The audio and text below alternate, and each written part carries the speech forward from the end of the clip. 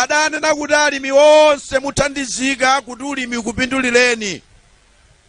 Anthu akudowa timadalira ulimi, kodi ulimi kuno watipindulira?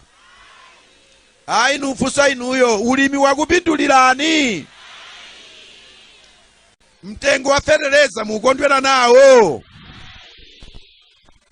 Ndamva kuti ino alimi mwavutika nthawi yayitali. Feterezayu ngodula koma ife tatsimikiza kutsitsa mtengo fetereza kwa aliyense osati anthu ochepa.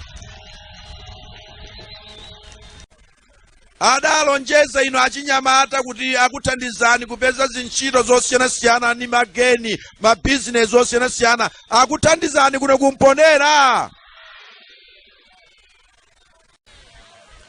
Ndikuwuzeni chifukwa nchani sizidachitike zinthu zimenezi. Tatcherezani.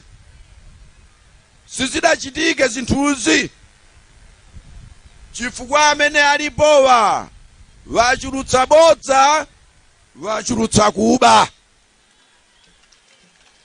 Katangale chakhala chikhedwe chawo.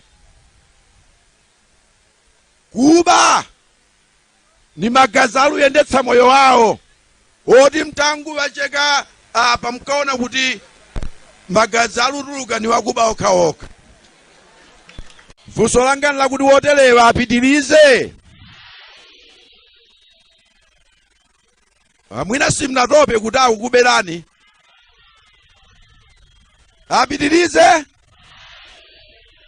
Ndiyetu ine ndimatini linu ndine tipanganeto apatsereni khadi. Mwayiona iyi? Mwayiona iyi? Mwayiona iyi? Ndino angati muvomereza kuti atulukemo mbwalomo.